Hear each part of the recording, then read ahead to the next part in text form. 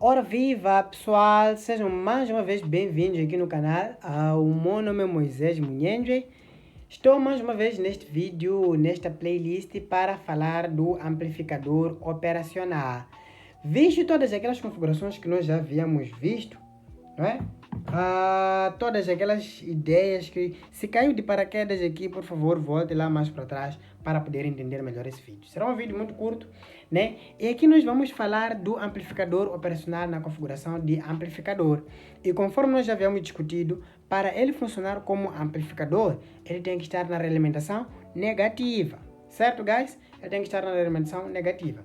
E como é que vai ficar o amplificador aqui com o amplificador operacional? Como é que ele vai operar?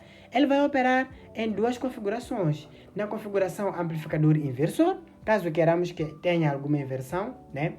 E como amplificador não inversor, mas também o que vai editar é o ganho que nós vamos querer, dependendo do circuito, dependendo do projeto que nós vamos querer projetar. Estamos juntos, guys? Como é que vai ficar o primeiro amplificador? Vamos começar aqui a falar logo do amplificador inversor, certo? Temos aqui uns bozinhos da nossa aula passada, então vamos falar da realimentação positiva. Vamos falar aqui sobre o amplificador, não é? Amplificador inversor. O que vai acontecer aqui com este amplificador? Vou colocar aqui a sua configuração básica. Conforme nós já sabemos, vai ser o nosso amplificador operacional, este triângulozinho que nós já sabemos, né? Mais ali, mas eu posso colocar aqui logo menos, né? Uma vez que nós vamos ter que colocar aquela nossa realimentação para ficar mais bonito, certo? Mas nada me impede de colocar na parte inferior, é que já no amplificador inversor teremos que colocar na parte superior e assim sucessivamente, tá bem? Temos aqui a nossa saída. Já dissemos que é para funcionar como um amplificador, ele tem que estar na configuração de realimentação negativa. Então, logo de cara, vamos ter aqui a nossa resistência de realimentação. Guys, não se preocupem muito com esses desenhos aqui. O importante é vocês entenderem o circuito também. Vamos colocar aqui o ponto de ligação para mostrar que, de fato, estamos a colocar a inversão, certo? A ligação, neste caso. O que é que acontece aqui? Já que estamos a dizer que é amplificador inversor, significa que a entrada tem que estar aonde? Na entrada inversora. O nosso sinal que nós queremos amplificar ou queremos operar, ele tem que entrar na entrada inversora para poder ser um amplificador inversor. Então, o que é que vai acontecer aqui com a entrada não inversora? A entrada não inversora, ela simplesmente tem que ficar alterada. Então, o nosso sinal tem que entrar exatamente aqui. Só que ele não pode entrar simplesmente, não é? Nós vamos colocar uma resistência para também, essa resistência vai lá influenciar o ganho e tal, mais outras coisas, mas geralmente para limitar a corrente que nós vamos levar da nossa tensão, tá bem? Então vamos colocar aqui R1, posso colocar R2, RF, como queira, né? É F de feedback, tá bem? Vou colocar aqui a minha tensão, eu vou chamar de V1. Como é que nós vamos analisar este amplificador? Sobre o ponto de vista de cálculo de ganhos, né? Como é que nós vamos determinar a nossa saída? Porque nós sabemos que a nossa saída, ela vai depender do nosso ganho que teremos ali no nosso amplificador, certo? E já havíamos visto lá que no nosso comparador, ele iria tirar simplesmente a tensão que nós tiramos lá de alimentação, certo?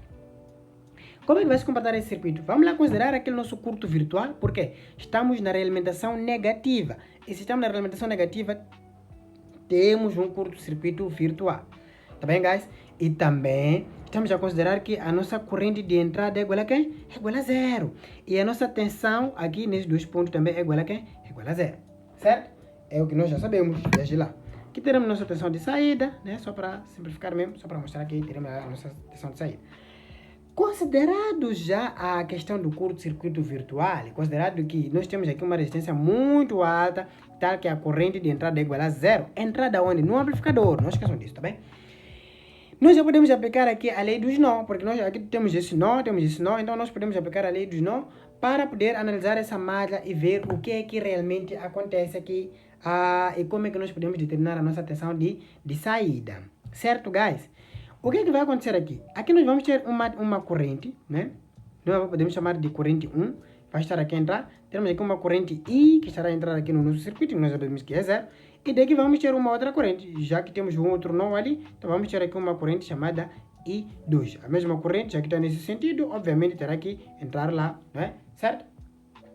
E também podemos vir a ter aqui uma corrente de saída. Daqui a pouco vamos discutir acerca dessa corrente de saída aqui também. vamos discutir um pouco acerca dessa corrente, porque há uma impressão muito errada que este amplificador vai nos dar, a pensar que podemos colocar ali qualquer resistência. Mas já havia comentado lá que ele não vai oferecer mais do que 25 mA. Então, nós temos que usar resistência na ordem de quilo ohm, para poder garantir que tenhamos lá a corrente na tensão de 1000 A, tá bem? Vamos lá analisar então a nossa malha. Considerando o que é que diz a lei dos nó, diz que o somatório das correntes que entram tem que ser igual ao somatório das correntes que saem de um dado nó. Podemos observar este nó aqui, veremos que entra apenas I1. Então temos I1, temos outra não. Então o somatório de todas que entram é simplesmente I1. Qual é o somatório das que saem? Então vamos dizer que I1 é igual exatamente a minha I2 mais a minha pequena I. Essa I de entrada, posso colocar aqui II. Coloquei nesse aspecto porque eu já sei que ele é pequeno mesmo. Então, uma vez que temos uma resistência muito alta aqui, então esta corrente aqui é simplesmente igual a zero. Então, nessas condições, podemos considerar que a minha I1 é exatamente igual a I2, certo? Então, se já temos essa condição, nós já podemos calcular a lei de Ohm para poder determinar as quedas que nós teremos aqui. Porque se passa essa corrente aqui, aí vamos ter uma queda, aqui também vamos ter uma queda. Como é que nós vamos calcular a queda aqui? Lei de Ohm básica, guys. A diferença de potencial nesse resistor dividido pela mesma resistência. Neste caso, essa que vai dar aqui a nossa I1. E como é que nós vamos calcular essa diferença de potencial? Vamos tirar aqui o nosso V1, o maior potencial. Aqui temos o menor potencial, porque daqui para lá é zero. Aqui é zero, guys. É zero. Que entra lá, certo? Então, V1 menos zero, porque este ponto aqui, para lá, já havíamos discutido isso, devido ao curto-circuito virtual. Se estamos a dar um curto virtual, olha só que este tera é exatamente colocado aqui. É por exemplo que eu estava a dizer que algumas literaturas gostam de chamar aqui de tera virtual, mas eu ainda prefiro chamar de curto-circuito virtual, ou seja, dar um curto aqui, levar este ponto e colocar aqui, logo então neste ponto aqui vamos ter 0 volt. Então, V1 menos 0, dividido por quê? Por R1 é exatamente a I1, aqui é igual a I2. I2 é a diferença de potencial nesses pontos. Qual é a diferença que nós temos aqui? O que é que nós estamos a conseguir ver? Vamos levar este ponto menos este, né? Então vamos ter aqui 0 menos o nosso VO dividido pela nossa resistência R2. Certo, guys? Eu espero mesmo que até aqui não tenha complicado nada. Caso tenha complicado alguma coisa, caso tenha falhado alguma coisa, por favor, guys, é só deixar nos comentários que vamos retificar e vamos todos compartilhar o nosso conhecimento, certo?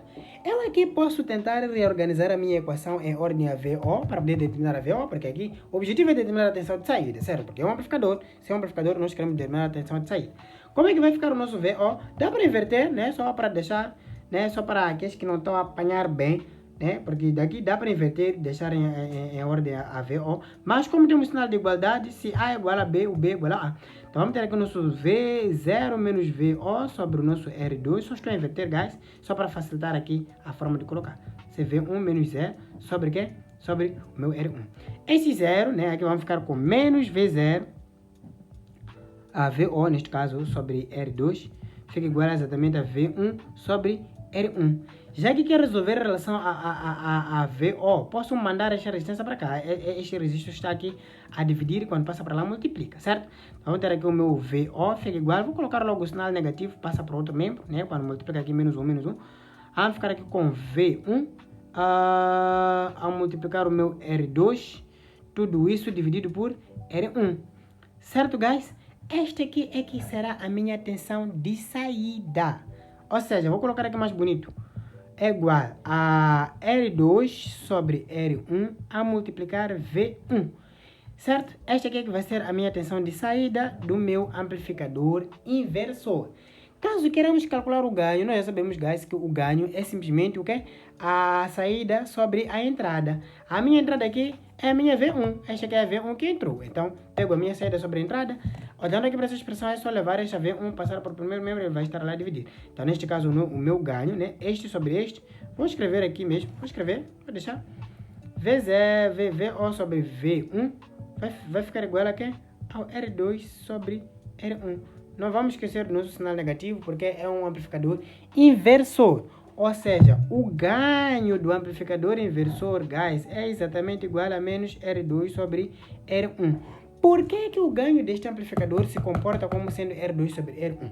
Há um exercício, né, que nós estamos a falar ali do, acho que era resumo, certo? Resumo dos BJT e dos FET, foi nos FET mesmo, que nós vimos essa característica aqui, que nós dizemos que ao olhar que o nosso ganho será muito maior, nós podemos simplificar tudo, simplesmente pegar ali aquela resistência que nós teremos lá na saída, né?